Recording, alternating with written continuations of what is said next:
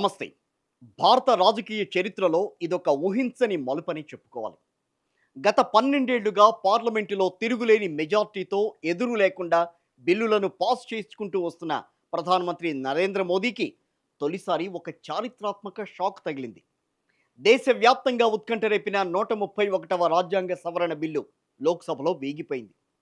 అసలు మహిళా రిజర్వేషన్ల పేరుతో కేంద్రం వేసిన ఆ మాస్టర్ ప్లాన్ ఏంటి? అజేయుడు అనుకున్న మోదీ వ్యూహాన్ని దక్షిణాది రాష్ట్రాలు ఎలా చిత్తు చేశాయి? తమిళనాడు సీఎం స్టాలిన్ ఈ పోరాటంలో రియల్ హీరోగా నిలిచారా? ఈరోజు మన స్పెషల్ అనాలిసిస్లో ఆ రాజకీయం ఏంటో క్లియర్గా తెలుసుకుందాం. కేంద్ర ప్రభుత్వం ఇప్పటికే నారీ శక్తి వందన బిల్లును ఆమోదించింది. కానీ ఈసారి ప్రవేశపెట్టిన 131వ రాజ్యాంగ సవరణలో ఒక కీలకమైన ట్విస్ట్ అయితే ఇచ్చింది కేంద్రం. అదేంటంటే మహిళా రిజర్వేషన్లను డీలిమిటేషన్తో ముడిపెట్టడం. అంటే దేశవ్యాప్తంగా జనాభా లెక్కలు పూర్తయి దాని ఆధారంగా కొత్త నియోజకవర్గాలు ఏర్పడిన తర్వాతే మహిళలకు 33% రిజర్వేషన్లు అమలవుతాయి. అయితే ఇక్కడే అసలు చిక్కొచ్చి పడింది. మహిళా సాధికారత అనే అమృతంలో డీలిమిటేషన్ అనే విషయాన్ని కేంద్రం కలిపిందని విపక్షాలు మొదటి నుంచి భగ్గుమంటున్నాయి. లోక్సభలో ఓటింగ్ లెక్కలు చూస్తే అందరూ ఆశ్చర్యపోవాల్సిందే. బిల్లుకు అనుకూలంగా 298 ఓట్లు వస్తే వ్యతిరేకంగా 230 ఓట్లు వచ్చాయి. సాధారణంగా అయితే ఇది విజయంగానే మనం భావించాలి. కానీ ఇది రాజ్యాంగ సవరణ బిల్లు కాబట్టి రాజ్యాంగం ప్రకారం ఇలాంటి బిల్లు నెగ్గాలి అంటే 2/3 అంటే 3/2 మెజార్టీ ఉండాలి. అంటే కనీసం 352 ఓట్లు రావాలి. కానీ బీజేపీ ఆ మార్క్ అందుకోలేకపోయింది. మిత్రపక్షాల మద్దతు ఉన్నా విపక్షాల ఐక్యత ముందు మోదీ సర్కార్ తల వంచక తప్పలేదు. ఈ బిల్లు వీగిపోవడంలో అసలైన హీరో ఎవరైనా ఉన్నారు అనంటే అది తమిళనాడు ముఖ్యమంత్రి ఎంకే స్టాలిన్. డీలిమిటేషన్ జరిగితే ఇటు దక్షిణాది రాష్ట్రాల గొంతు నొక్కేస్తారని ఆయన గట్టిగా గళమెత్తారు. జనాభాను నియంత్రించి అభివృద్ధి పదంలో నడుస్తున్న దక్షిణాది రాష్ట్రాలకు జనాభా ప్రాతిపదికనే సీట్లు కేటాయిస్తే లోక్సభలో ప్రాతినిధ్యం తగ్గిపోతుంది. అంతే కదా. ఇక్కడేమో జనాభా నియంత్రణ అనేది జరిగింది. అక్కడ జనాభా నియంత్రణ లేదు ఉత్తరాదిలో.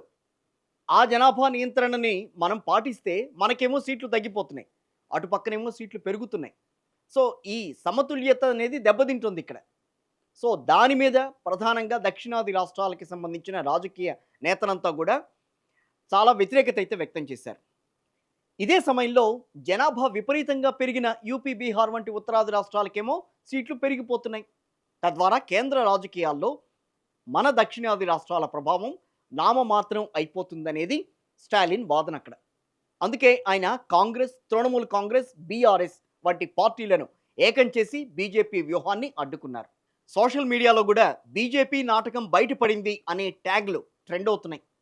కేవలం బెంగాల్, తమిళనాడు ఎన్నికల్లో మహిళా ఓటర్లను ఆకర్షించేందుకు ఉచిత గ్యాస్, 3000 సాయం వంటి హామీలతో పాటుగా ఈ బిల్లును కూడా ఒక ఎన్నికల అస్త్రంగా వాడుకోవాలని బీజేపీ చూసిందనే విమర్శలు వస్తున్నాయి.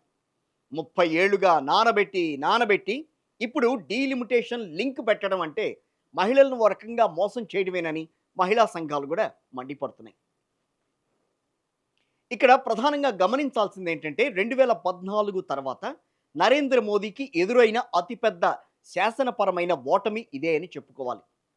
అజేయుడు అనుకున్న మోదీ టీంను ప్రాంతీయ పార్టీలు తమ వ్యూహంతో ఒక్కసారిగా చిత్తు చేశాయి.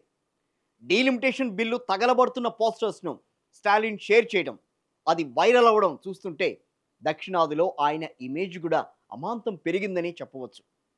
ఏకపక్ష నిర్ణయాలు ఇకపై సాగవు.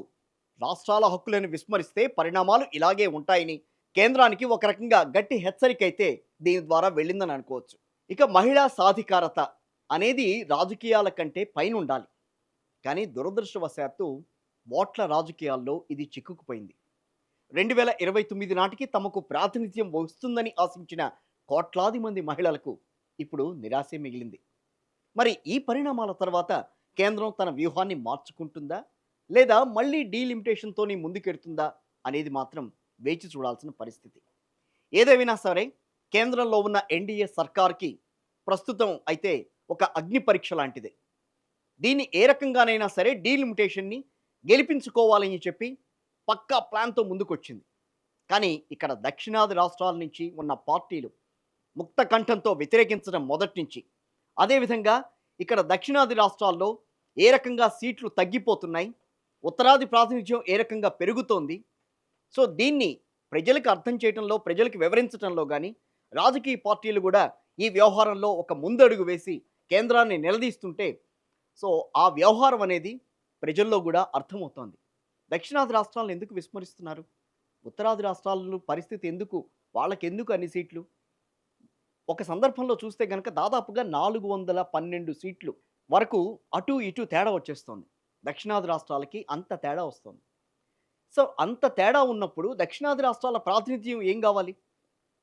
గత చరిత్ర చూస్తే దక్షిణాదిలో ఎక్కువ సీట్లు సాధించిన కాంగ్రెస్ పార్టీ గాని, మిగతా పార్టీలు జనతా పార్టీ ఉన్న టైంలో గూడా దక్షిణాది రాష్ట్రాలకి ఎక్కువ ప్రాతినిధ్యం ఉండేది. ఎందుకనంటే ప్రతి విషయంలో గూడా దక్షిణాది రాష్ట్రాలు చాలా ఆలోచనగా ముందుకెళ్తాయని. కానీ ఇప్పుడు పరిస్థితి ఆ రకంగా లేదనేది ఇక్కడ ప్రతిపక్షాలు గాని, ఇక్కడున్న స్థానిక పార్టీలు గాని, ప్రాంతీయ పార్టీలు మాట్లాడుతున్న తీరు. సో దీన్ని గట్టిగా ఎదుర్కొన్నాయనే చెప్పాలి. కాకపోతే ఇక్కడ డీలిమిటేషన్‌కి మహిళా బిల్లును జతకట్టి ముందుకు తీసుకొచ్చే ప్రయత్నం చేయటం అనేది ఎన్డీఏ ప్రభుత్వం చేసిన ఒక తప్పుగా అందరూ అభివర్ణిస్తున్నారు. సో రాబోయే రోజుల్లో ఏం జరుగుతుందనేది వేచి చూడాలి.